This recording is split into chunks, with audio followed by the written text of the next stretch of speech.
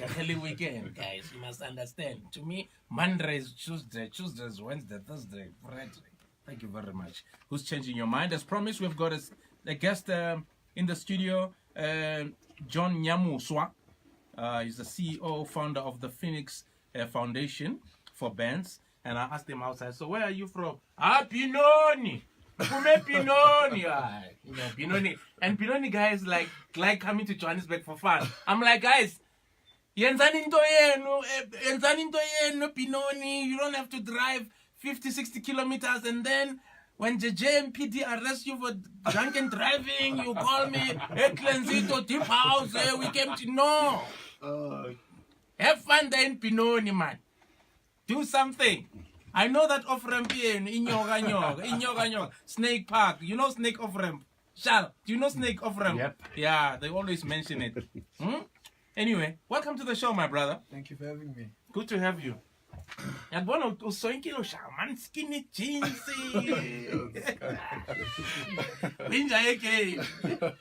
Shaman skinny jeans. And Ulele is even checking you out. More than me. Welcome to the show, man. Delighted to have you. You know, I believe you have an incredible story. And me, I'm not going to hog your story. I want you to tell the listeners about your story and your journey. Tell us about your life story, my brother. Okay. Well, yeah. Firstly, I was involved in a car. Well, it's not to say a car accident because it was a stationary vehicle. Okay. At the age of 4 years old. Okay. We were playing as kids, playing in a fire. Like playing around the car, and then we got into the car and we decided to light a match. And then we lit a match in a little paint can. Yeah. And the paint can fell over. And because it was an old abandoned car, there had been like people were throwing things in that car already. So there was paraffin, plastics, you know, papers and everything. So it caught a light immediately.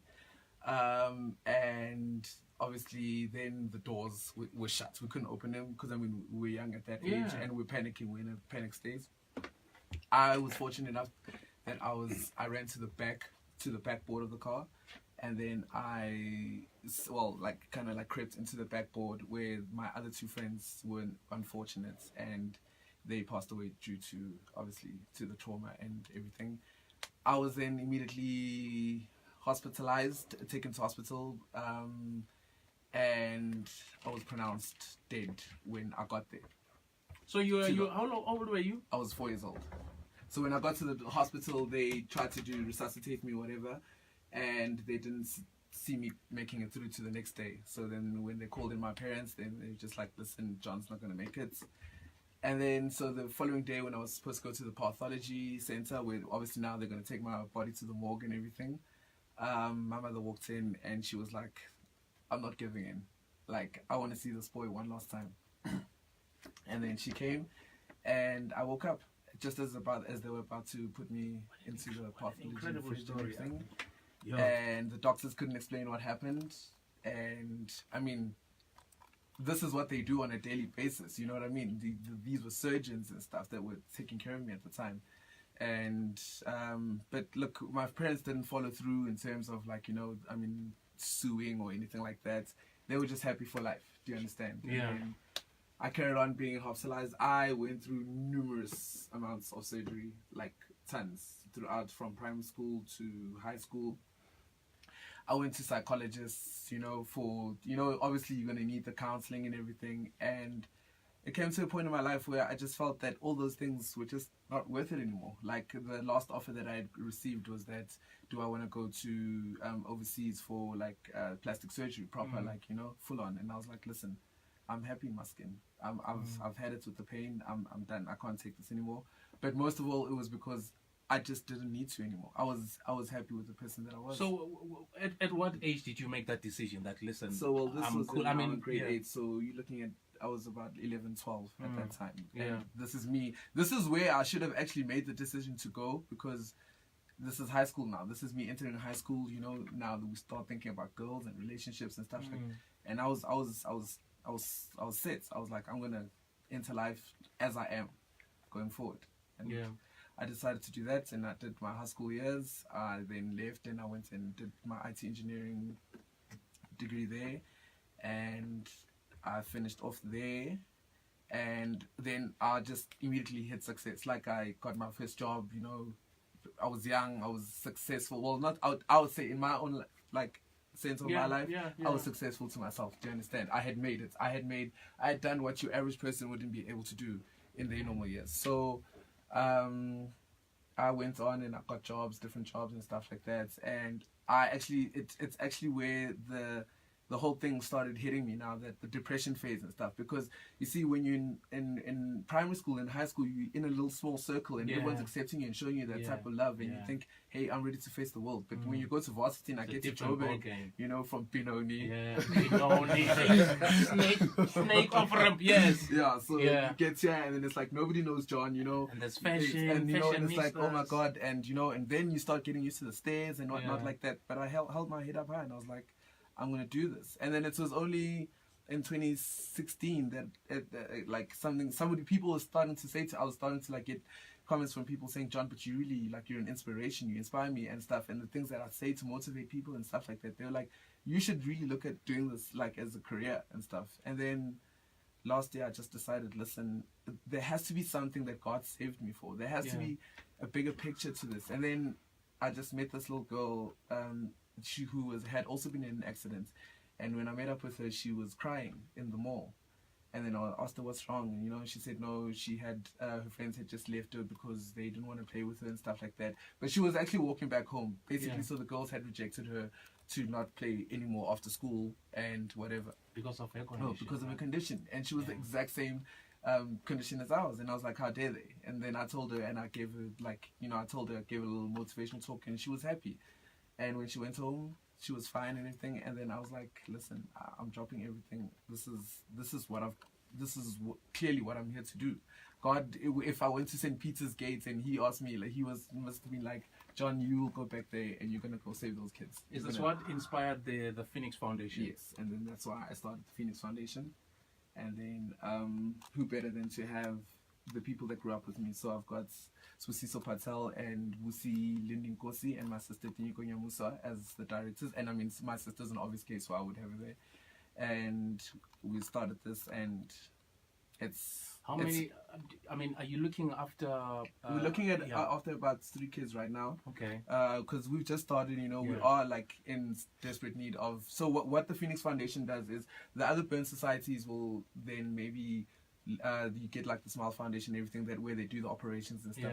We concentrate more on like motivating the kids. So like the character that you see here is what I'm trying to bring out to the other kids now, saying that, listen, you are better regardless of whatever your situation is. You need to feel comfortable in your skin. You need to walk with your head held up high. Don't care about the stairs, because the stairs are actually what, like, you know, the community kind of victimizes us. We're not victims per se. We just like you would get an accident and you have a broken leg, do you understand? But because society will then, you know, and then you start seeking validation and stuff like that. And then if they're going to get into their teen years doing that, then that's where they'll kind of outcast more into the wrong things they do in life. But if they keep with their head held up high and say, listen, God is and got not me being for a purpose. apologetic. And don't feel sorry for yourself. Life goes on. Well, which was the first name of the company initially. So what kind of help do you guys need? Well, right now, because what we do is after they've been hospitalized, we kind of, because you see, the most of the time is that the wounds don't heal because they don't make it back to the hospital for the checkups and everything. Do you understand? And once you start in a certain like course of medication, you actually need to carry with it throughout the whole process for you to heal. And it's an ongoing process. I'm still in a healing process myself. I'm still taking some of that. So I think because of the strain the government's gotten right now, after they've been discharged, it's kind of like, okay, we're done.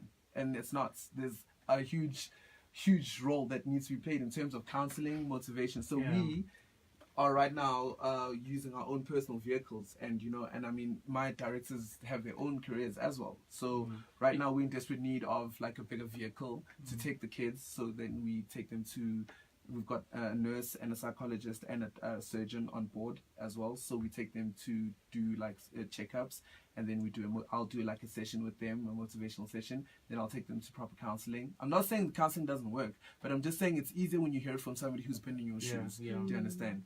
And then we do medical kits, which is the most expensive thing right now. I mean, Yeah, I was going to ask you. I mean, if you went through this at the age of 4, I'm just imagining the how amounts- much money yes. your family paid. It's crazy.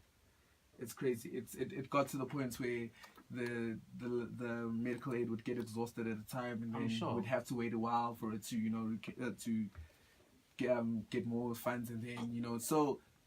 If we can alleviate some of, I mean, and I was fortunate enough that my parents were working and stuff like that. The kids that we're dealing with in informal sentiments and stuff like that, they don't have that opportunity. Do you understand? Yeah. So you're looking at a wound where that could heal 10 times. Like mine is a 3rd-degree burn. Okay, it does get worse. The worse it gets is that maybe you lose an arm or a limb, Yeah. which one of our girls unfortunately did lose. So now we have to raise like prosthetic legs for her. And you're looking at plus minus, those range from 100 to like 600,000, depending on the range that you're obviously getting. But the government issue stuff that you're using, trust me, it's look. I'm not saying they're not doing a good job, but it's for the type of healing that we're looking at. It's not good enough. What an incredible story. So, I'm sure there's people out there who are listening, who can identify with your story. I'm sure they've also went through it, and I'm sure those who are also willing to help you. Help your foundation, so that you can help more people. Yeah. So how do people get hold of you guys? Okay, well, they can get a hold of our. Do you have a website, or are you Instagram? Are you on yes, we're on Facebook? Twitter and okay. And Facebook. So yeah, we just kind of because we just relaunched and rebranded and everything. So who knows the details? I think. Do you have it? I'll post guys, two guys, dollar. Yeah, no. Instagram. No, Wusi's in charge of our marketing. Hi. Wusi, please come inside. Wusi, come. She's busy there with the phone now. Wow. Okay. Yeah, but cool. Other than that, yeah, definitely. We could use a lot of help. No, we absolutely. do have a few sponsors in the pipeline, but we could. I mean. It's for the kids. Really. Okay, so what we'll do is, okay, Busi, give us your Facebook. No, he has by the head.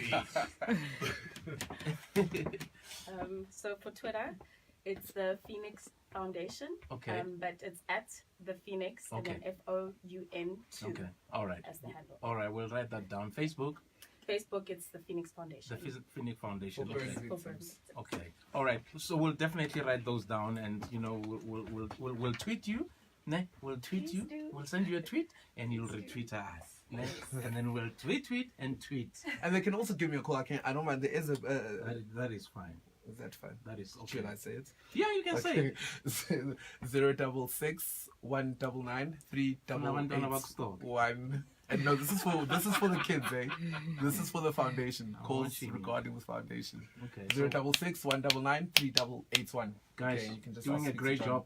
Thank you so much for your time. Thank you very much for having us. We'll give you support and we'll promote you. Okay. John, yes, that is John Nyamuswa,